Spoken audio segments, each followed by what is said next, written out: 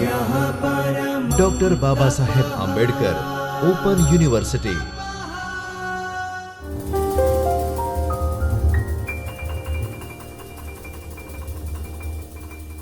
नमस्कार विद्यार्थी मित्रों, doctor Baba Saheb Ambedkar open university Ahmedabad के चैतन्य स्टूडियो से मैं डॉक्टर आशीष कुमार सिंह, सहायक प्राध्यापक हिंदी, आप सभी का हार्दिक स्वागत करता हूं। विद्यार्थी मित्रों, बीए द्वितीय वर्ष HND COM हिंदी एकांकी एवं अन्य गद्य विधाएं और व्याकरण के इकाई 14 की भाग 1 पर हम चर्चा कर चुके हैं। आज इस भाग 2 में उस 14 इकाई के भाग 2 में बातचीत करने चल रहे हैं। अपनी अपनी बीमारी।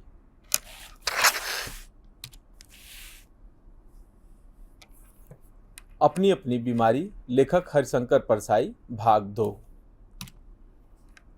पहले भाग में हमने हरिशंकर परसाई जी के बारे में बातचीत की थी। उनके व्यक्तित्व परिचय, कृतित्व परिचय, प्रस्तावना पर और उद्देश्य पर बातचीत की थी।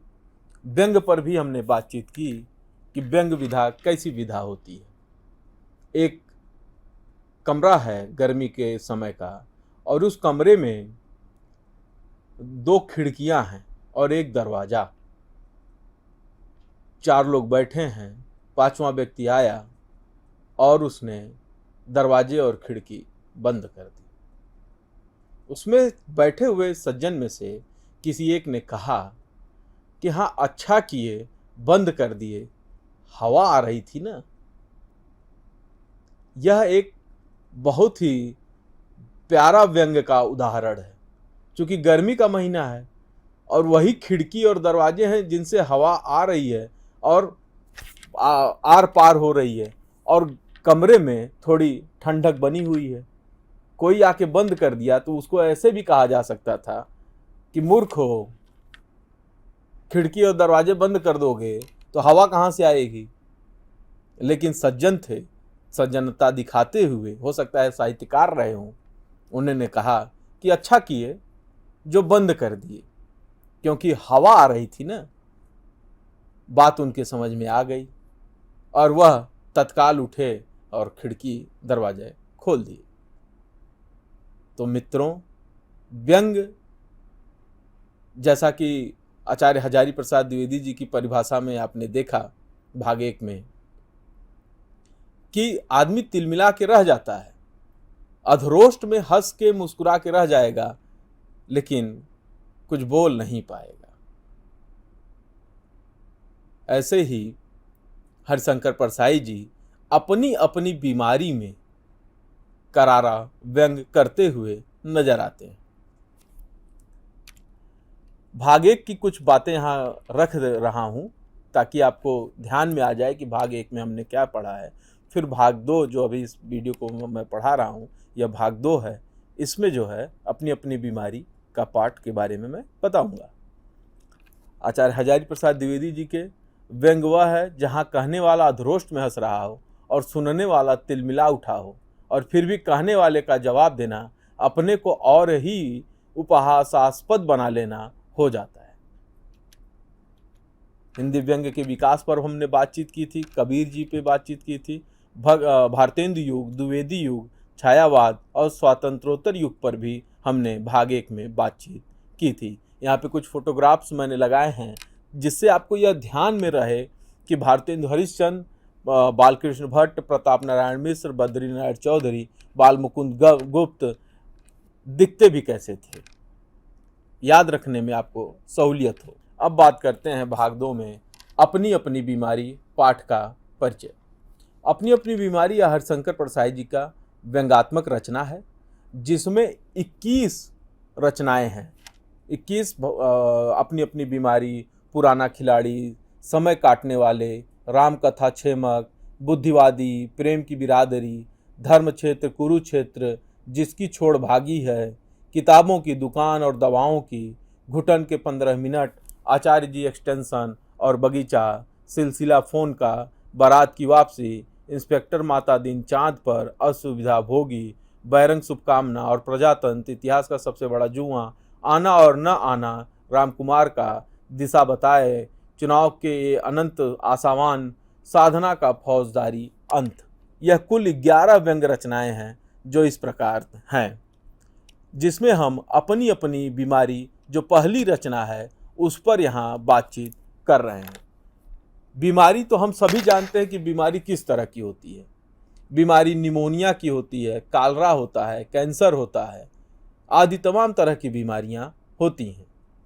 लेकिन यह कैसी बीमारी है कि चंदा मांगने वाला और चंदा देने वाला दोनों एक दूसरे की शरीर की गंध बखूबी पहचानते हैं। चंदा मांगने वाला जब चंदा मांगता है तो देने वाला कहता है कि आपको चंदे की पड़ी है, हम तो टैक्सों के मारे मर रहे हैं। आपको चंदे की पड़ी है, हम टैक्सों के मारे मर रहे हैं। यह जो टैक्स है यह हमें मारा जा रहा है। अब लेखक बड़ा चिंतित है कि उसने निमोनिया सुना था, कालरा सुना था, कैंसर सुना था। यह तो अद्भुत बीमारी है। देखने वाला बीमार जैसा दिख भी नहीं रहा है और वह कह भी रहा है कि मैं बीमार हूं, और देखने में स्वस्थ है, प्रसन्न है, लेकिन वह कह रहा है कि मैं बीमार हूं। आपको अपने चंदे की पड़ी है, 50 रुपए की चंदे की, और यहाँ मैं टैक्स भरता जा रहा हूं, टैक्स मुझे लग रहा है। मगर यह टैक्स कैसी बीमारी है? अब लेखक कहता है कि यह टैक्स कैसी बीमारी है जिससे वे मर रहे थे, पूरी तरह से स्वस्थ हैं, प्रसन्न हैं, लेकिन मर रहे हैं। यह कैसी बीमारी है? क्या यह इस तरह की बीमारी जिसमें मजा आता है? इस देश में कुछ लोग टैक्स की बीमारी से मरते हैं और कुछ लोग भूखमरी से। टैक्स जिसको देना पड़ रहा है वो चिंतित है कि उसे टैक्स देना पड़ रहा है, और जो भूखे मर रहे हैं, टैक्स की क्या कहे, उनको पेट भर भोजन ही नहीं मिल रहा है। हरिशंकर परसाई जी कहते हैं, टैक्स की बीमारी की विशेषता यह है कि जिसे लग जाए वह कहता है हाय हम टैक्स से मर रहे हैं, और जिसे न लगे वह कहता है हाय हमें टैक्स की बीमारी ही नहीं लगती। यानी यह जिसको लगी है वह इससे छुट्टी चाह रहा है, और जिसको नहीं लगी है वह चाह रहा है कि यह बीमारी मुझे लगे। यह व्यंग है, यह करारा व्यंग है समाज का। कितने लोग की हैं कि जिनकी महत्वाकांक्षा होती है कि टैक्स की बीमारी से मरे, पर मर जाते हैं निमोनिया से। परसाई जी ऐसे लोगों पर तंज कसते हुए कहते हैं, कितना अच्छा होता अगर शोक समाचार यूं छपता। बड़ी प्रसन्नता की बात है कि हिंदी के व्यंग लेखक हरिशंकर परसाई टैक्स की बीमारी से मर गए। वे हिंदी के प्रथम लेखक हैं जो इस बीमारी से मरे। इस घटना से समस्त हिंदी संसार गौरवान्वित है। आशा है आगे भी लेखक इसी बीमारी से मरेंगे। विद्यार्थी मित्रों, यूँ तो सूचना शुरू होती है कि बड़े दुख के साथ सूचित करना पड़ रहा है। अगर कोई दुख है, कोई मर रहा है, तो यह दुख की बात है, और उसको सूचना ऐसे शुरू होती है कि बड़े दुख के साथ सूचित करना पड़ रहा है कि हमारे फला व्यक्ति का देहांत हो गया है। लेकिन यहाँ पर व्यंग करते हुए हरिशंकर परसाई जी ने इतना अच्छा खूबसूरत उदाहरण दिया है कि वे हिंदी के प्रथम लेखक हैं जो इस बीमारी से मरे। आपने सुना होगा तमाम तरह के पुरस्कार मिलते हैं, प्रथम राष्ट्रपति, प्रथम प्रधानमंत्री, प्रथम सांसद अपने क्षेत्र के। और यहाँ पे क्या है कि वे हिंदी के प्रथम लेखक हैं जो इस बीमारी से मरे। इस घटना से समस्त हिंदी संसार गौरवान्वित है। आशा है आगे भी लेखक इसी बीमारी से मरेंगे। और इसमें एक और सूक्ष्म बात आप ध्यान दीजिए कि लेखक स्वयं के बारे में लिख रहा है, क्योंकि बात मरने मराने की है। और एक अच्छा व्यंग वही व्यंग होता है जो स्वयं के ऊपर किया जाए। समाज के साथ साथ स्वयं के ऊपर भी कर पाएं तो ही आप एक अच्छे व्यंग्यकार हो सकते हैं, एक अच्छे साहित्यकार हो सकते हैं, ऐसा मैं मानता हूं और जहां तक मैं समझता हूं। उस दृष्टिकोण से भी देखें तो लेखक स्वयं का ही जिक्र कर रहा है कि हरिशंकर परसाई टैक्स की बीमारी से मर गए। हो सकता है वो अपने किसी दोस्त का नाम ले ले, किसी दुश्मन का नाम ले ले, तो युद्ध छिड़ जाए, बवाल मच जाए कि आपने मेरा नाम कैसे लिया, मैं क्यों मरूं, मुझे क्यों मारने पे तुले हुए, आदि आदि आदि। लेकिन लेखक यहां स्वयं कह रहा है कि मैं मर रहा हूं। हरिशंकर परसाई जी टैक्स की बीमारी के बाद दूसरी तरफ फिर लेके जाते हैं, बेईमानी की तरफ।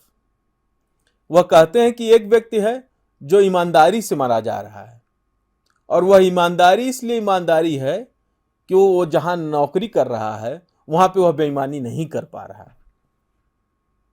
इस बात से दुखी है, और वह चाहता है कि मेरे इस दुख से लेखक भी दुखी हो कि मुझे ईमानदारी में जीना पड़ रहा है।